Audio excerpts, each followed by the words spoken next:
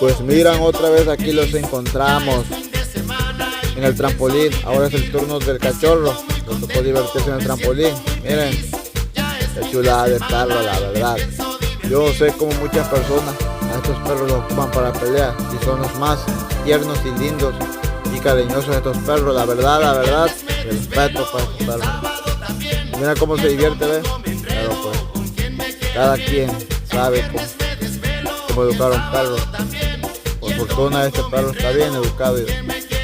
Miren cómo anda, miren.